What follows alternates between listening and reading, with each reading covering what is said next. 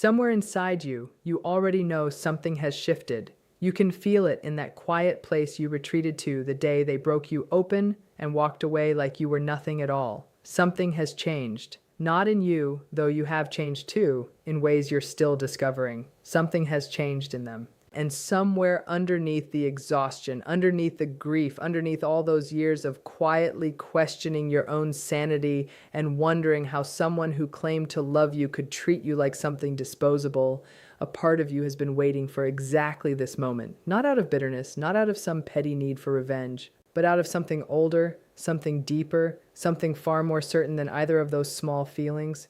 You've been waiting because deep down you always knew the truth. You always knew, somewhere underneath the confusion they created, who they really were. And now, finally, the universe is starting to catch up to what you already understood. It isn't a coincidence that you're here right now, reading this. The person taking in these words has survived something most people on the outside could never fully understand. You weren't simply lied to. You were systematically taken apart piece by piece. You were made to doubt your own memories, your own emotions, your own worth, even your basic grip on reality itself. You handed someone your trust, your vulnerability, the most sacred interior part of who you are, and they used every bit of it as ammunition against you. They turned your love into leverage. They turned your own wounds into weapons pointed back at you. And once there was nothing left for them to extract, they discarded you as though you had never mattered at all. And this is the part that cuts deepest of all, they simply moved on. They kept smiling. They charmed brand new people. They told a brand new story where they were somehow the victim and you were cast as the villain. And you sat there alone in the wreckage, wondering how anyone capable of that kind of cruelty could look so completely untouched by any of it.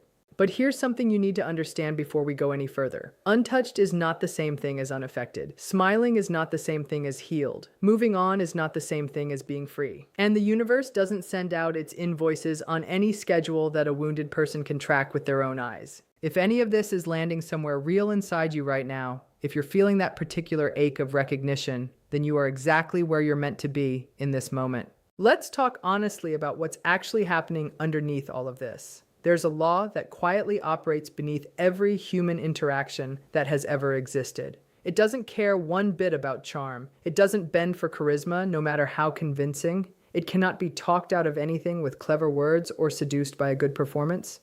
It's older than any court system ever built, older than any religion, older than the very concept of justice itself. And it is extraordinarily patient. It has been quietly working since long before you even knew to look for it. It's been building its case the whole time, cataloging every wound inflicted, every lie told, every soul diminished just for sport. And at a certain point, a point that can never be predicted or forced or rushed along, it begins to deliver its verdict. The person who betrayed you is not somehow exempt from this law. It doesn't matter how invincible they seemed. It doesn't matter how easily they appeared to glide through life while you were busy rebuilding yourself from scattered pieces. It doesn't matter how many new people fell for their charm or how convincingly they played the innocent victim. That law doesn't care about their performance at all. It only cares about what's real underneath it. And what's real has been quietly accumulating inside them for far longer than you probably realize. Here's the first sign worth watching for, and you have to pay close attention because it never announces itself loudly. They are slowly losing the ability to hold the mask in place. You have to really understand what a narcissist's life actually looks like underneath the surface they project outward. It is nothing like the confident, effortless existence it appears to be from the outside looking in. It is an exhausting, relentless, all-consuming performance that never really stops. Every single day, they wake up and have to construct a version of themselves to present to the world. A version specifically designed to cover up the hollow, terrified, deeply fragmented reality sitting underneath it all. They've been doing this since childhood. They built that mask so early in life and wore it so consistently that most of them genuinely can't tell anymore where the performance stops and the actual person begins. But that mask has a cost, and that cost compounds over time with a kind of brutal, unforgiving arithmetic. Every relationship they destroy leaves a scar on that mask. Every person who eventually sees through the performance, every friend who quietly disappears from their life, every partner who finally walks away for good, every colleague who slowly stops trusting them, each one of those departures is a crack. Not a wound they actually process, not a grief they genuinely move through, but a literal crack in the structural integrity of the false self they depend on just to keep functioning. And here's the thing about cracks like that: they spread. Once karma starts moving, you'll notice their performance begins to falter in ways they simply can't hide anymore.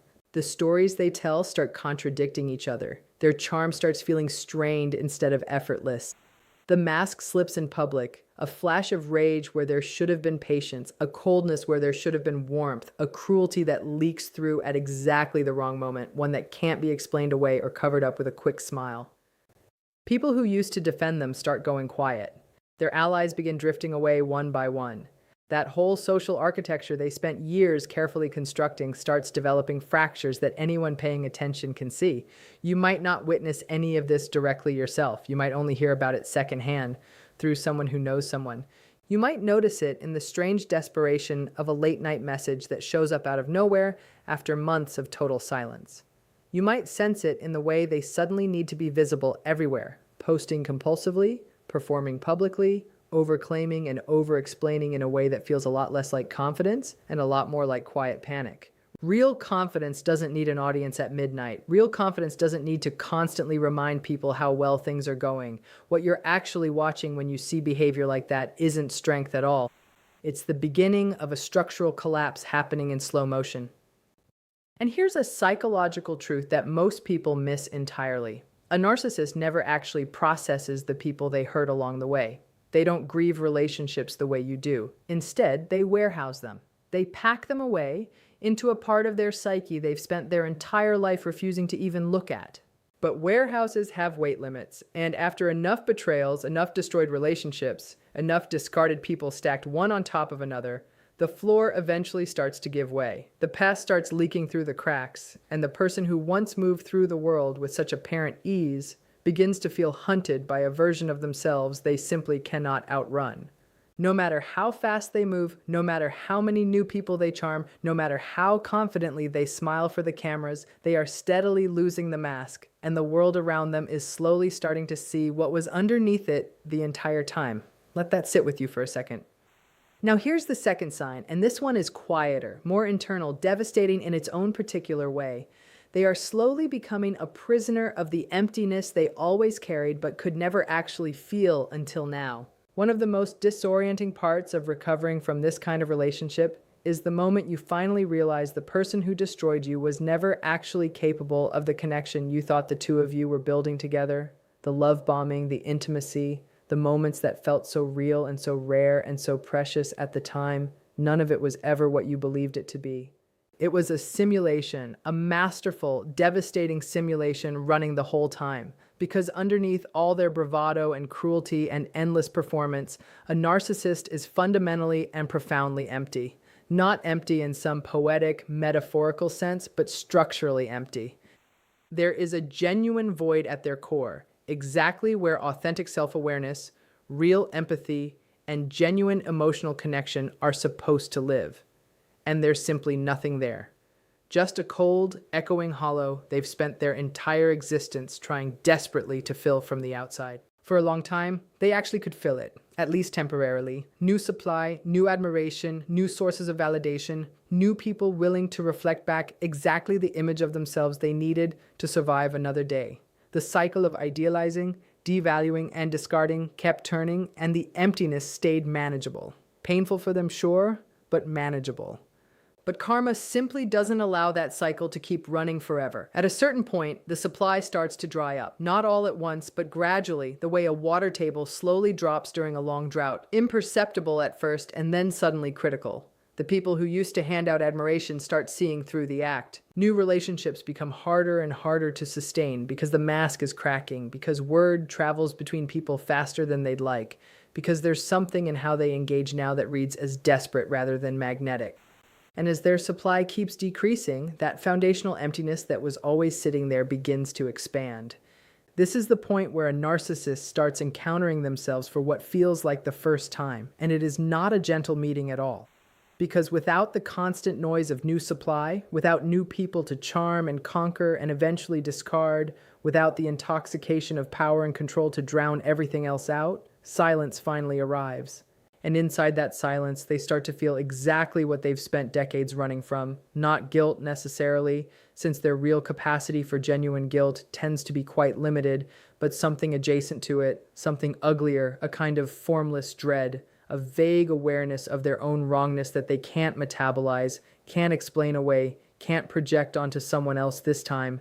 They start experiencing the emotional consequences of an entire life spent treating people like objects, not through any real moral reckoning, but through a slow, suffocating isolation that follows them into every room, every relationship, every carefully staged performance they still try to pull off. You have to really understand what this actually feels like from the inside. Imagine being surrounded by people constantly and still feeling utterly alone, having someone right beside you and feeling absolutely nothing. No warmth, no genuine connection, no relief from that internal cold. Spending your entire existence hunting for something outside yourself to fill the gap inside you, only to discover the gap has grown far larger than anything outside could ever reach. That is a narcissist's own private hell. And karma, once it finally moves, stops letting them escape it. They lie awake at night and don't make the mistake of thinking they're lying awake thinking about you. But they're thinking about themselves because that's really all they've ever been capable of doing. And those thoughts, without the distraction of new supply, without the intoxication of control to numb everything, start turning dark and circular and inescapable. They replay old moments, not out of any genuine remorse, but out of a compulsive, disturbed need to rewrite how those moments went. They revisit old wounds, not the ones they caused, but the ones they received, real or imagined, because blaming other people is really the only psychological tool they ever developed in the first place. And that particular tool, once so effective for them, starts failing, because there's no one left close enough to absorb the blame anymore. The circle around them has quietly shrunk. Even the people who stayed out of obligation or fear or plain habit start feeling the weight of who this person really is, and they start pulling back too. The emptiness keeps expanding. The prison keeps tightening around them, and the person who once made you feel like nothing at all starts experiencing, in their own distorted and limited way, what nothing actually feels like from the inside. You survive that same emptiness when they projected it onto you for so long. They're only just beginning to survive it now themselves. And unlike you, they have almost no real emotional tools to actually do it with. Do you feel that? That isn't cruelty on your part. That isn't revenge. That's simply the universe maintaining its own quiet arithmetic in the background. Stay with this a little longer because the third sign is the one almost nobody ever talks about openly. It's the one that operates so far beneath the surface that only people who've genuinely studied this particular kind of psychology tend to notice it clearly. But once you see it, you really can't unsee it again. They are haunted by you, not the way love haunts a person. Gently, warmly.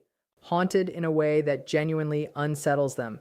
I know this sounds completely backwards. The narcissist discarded you. They moved on without any visible remorse. They may have replaced you within days. They told a story where you were somehow the problem. They acted as though you had never mattered to them at all. And meanwhile, here you are, still healing, still working through the wreckage they left behind, still having days where grief rises up out of nowhere and catches you off guard with how sharp it feels. So how could they possibly be haunted by you of all people? Because you did something almost no one else in their life ever manages to do. You actually saw them, not the mask, but them, in the genuine intimacy of the relationship, in those rare moments of vulnerability that even a narcissist can't entirely prevent from slipping through. You witnessed something real underneath all the performance, and you remember it. And somewhere deep in the architecture of their psychology, they know full well that you remember it. That knowledge doesn't produce shame in them the way it might in someone psychologically healthy, but it produces something they are constitutionally incapable of tolerating: the sense of being truly known, the sense of being undeniably seen by someone whose perception of them they could never fully control or manage. This is exactly why narcissists so often circle back, not out of love, not even out of longing in any emotionally meaningful sense, but because the one person who saw behind the mask holds a kind of quiet power over them that no one else in their life does. You remain unfinished business to them, not because your connection was ever as real to them as it was to you, but because you continue to exist in their psychological landscape as an unanswered question, a witness they can't fully discredit no matter how hard they try, a mirror they manage to shatter but somehow could never fully destroy. And when karma finally starts moving in on them, when the mask is cracking and the supply is drying up and that emptiness is quietly expanding, they start thinking about the people they discarded along the way, not with love, but with a strange, desperate, searching quality they'd never actually name out loud and barely even understand themselves. They scroll back through old messages late at night. They drive past old familiar places for no real reason. They ask mutual contacts casual little questions that aren't casual at all underneath. They watch your life unfold from a distance, and what they see genuinely disturbs them because they can't process it cleanly. You're doing exactly what they always told themselves you could never do without them. You're rebuilding, you're healing, you're becoming, slowly and with real courage, more fully yourself than you ever were, even before they showed up in your life. And that quiet, steady becoming of yours is far more devastating to them than anything you could ever deliberately do out of revenge. Because the entire relationship was structured around one specific belief they needed you to hold, that you needed them, that without their validation, their presence, their approval, you were somehow less than whole. That belief was their whole source of control over you.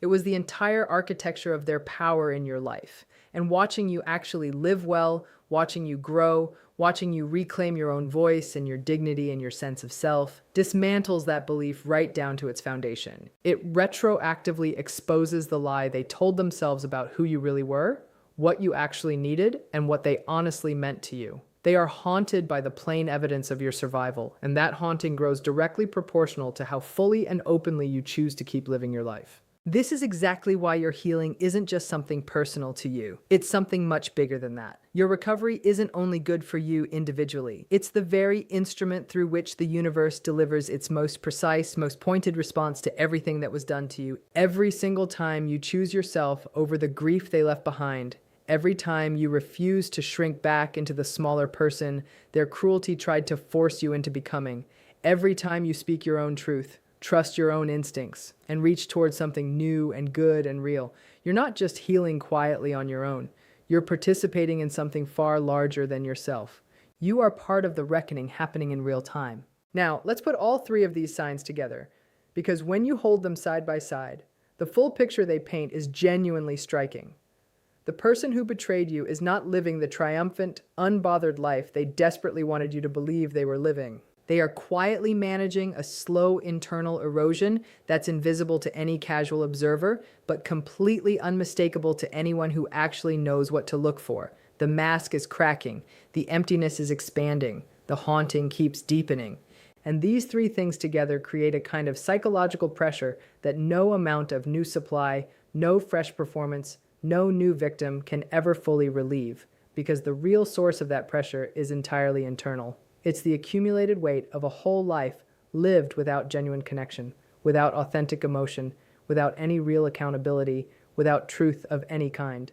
And that weight doesn't lighten with time, it compounds. It grows denser and heavier, it becomes harder and harder to carry without it eventually showing on the surface.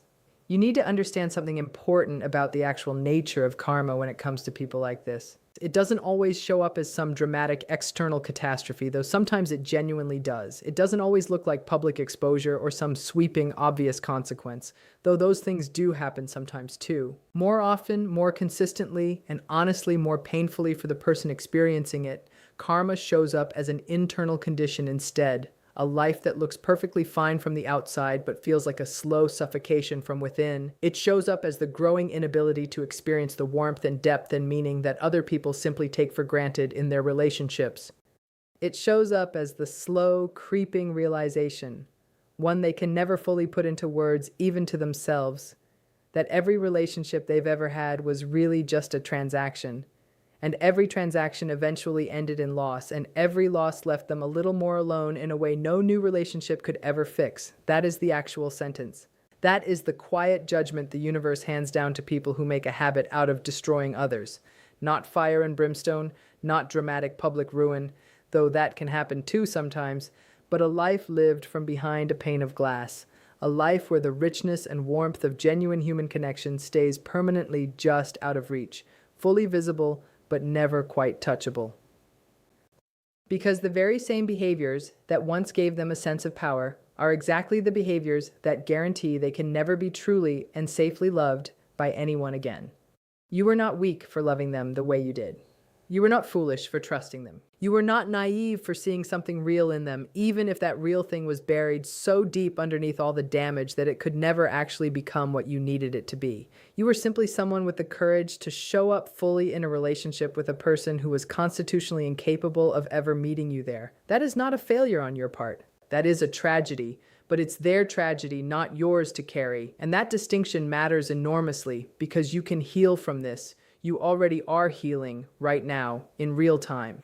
The simple fact that you're here, seeking understanding, seeking the right language, seeking a framework that finally makes sense of what happened to you, that isn't weakness at all.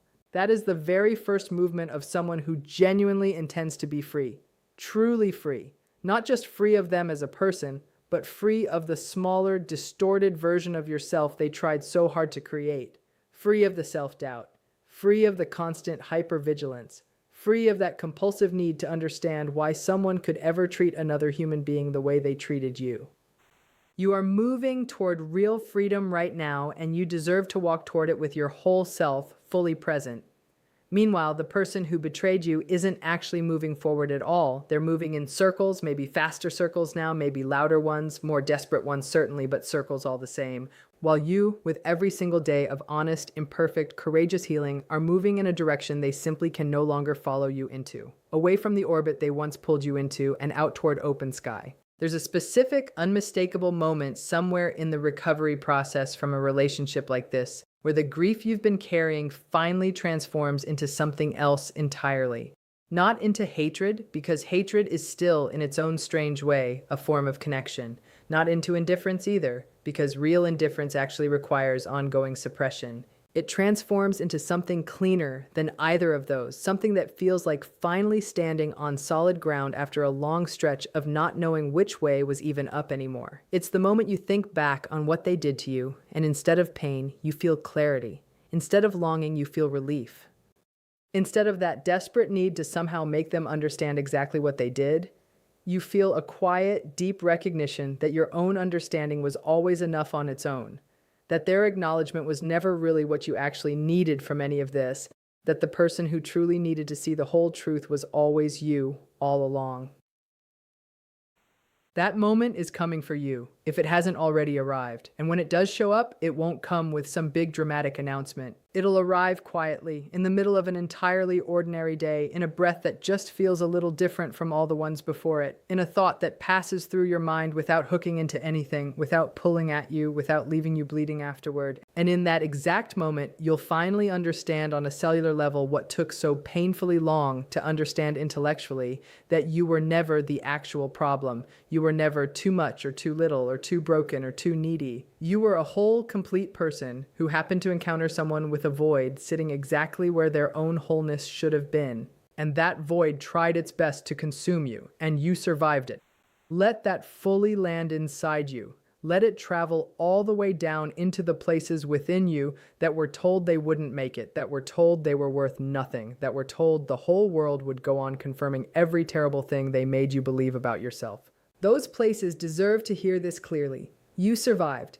And not only did you survive, you're here now, wide awake, actively seeking the truth, refusing to let the story they told about you stand as the final version of your life. That's not just survival. That's something more than that. That is reclamation, in the fullest sense of the word. And while you're busy reclaiming yourself, while you're breathing deeper and sleeping better and remembering who you were before they ever arrived, and discovering who you're becoming now that they're gone, the person who betrayed you is sitting inside a life that keeps growing smaller and colder and more confined with every single day that passes.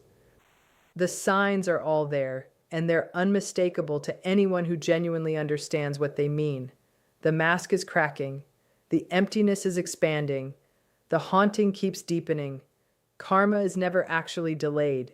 It's never distracted. It cannot be bought off with charm or performance or one more convincing smile.